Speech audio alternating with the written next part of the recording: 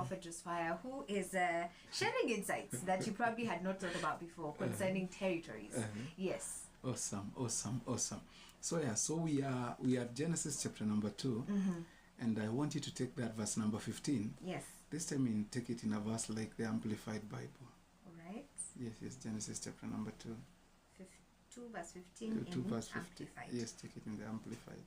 It says, so the Lord took the man he had made and settled him in the Garden of Eden to cultivate and keep it.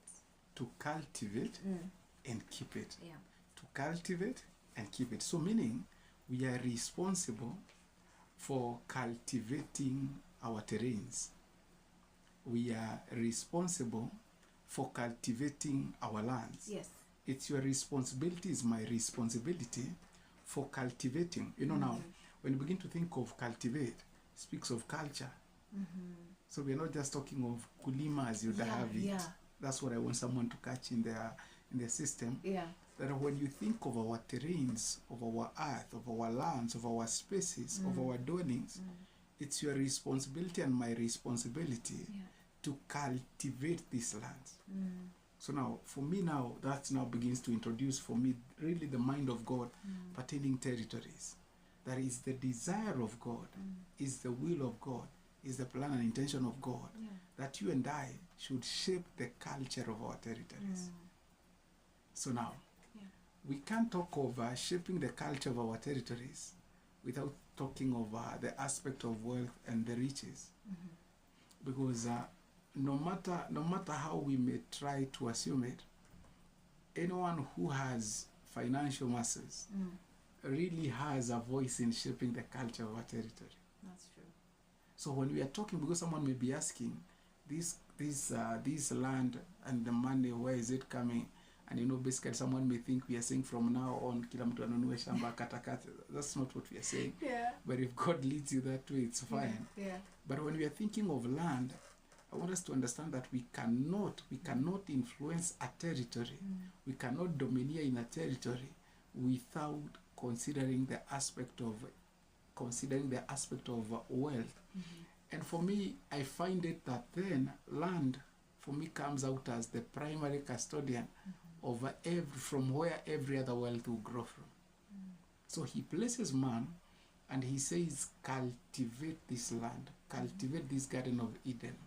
Now, I don't know if you can get something like Amplified Classic will say, and the Lord God took the man and put him in the Garden of Eden to tend, we saw that one, and guard and keep it. Now we have seen cultivate, we have seen tend, now we are seeing something here, and guard.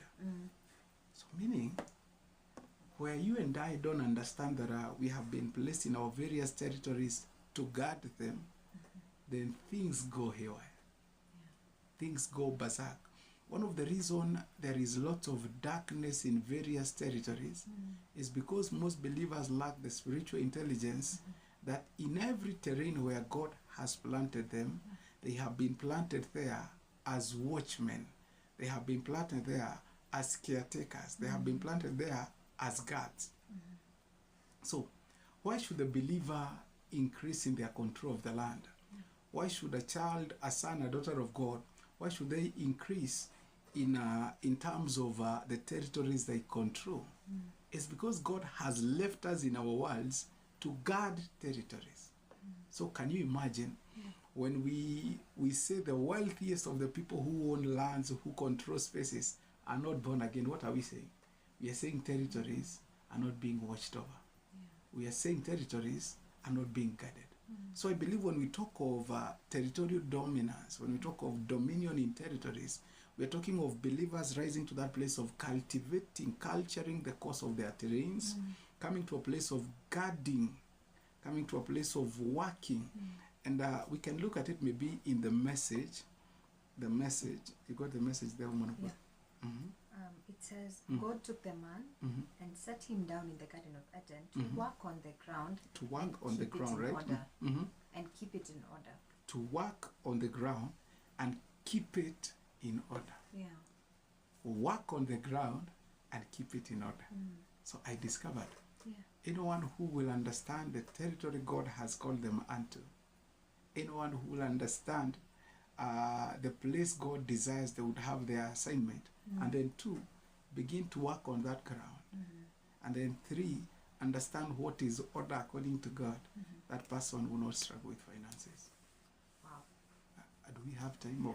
We don't have time for this hour. We have more time in the next hour for sure. But in the meantime, you have any questions? This is the clinic. And the same way utakuwa pale kwa clinic and you'll ask questions when something is not clear or when you just don't understand something, please share them on 0702 969 969. Faith Clinic continues in the next hour, so we'll be here to get all your questions. We also want to say goodbye to Hyde Jones for now in this hour. Thank you very, very much. You make this so much better. It's okay, sure. See you tomorrow, God willing. All right, take us to the top of the hour and then see you after the news at 6 p.m. Pearl Radio.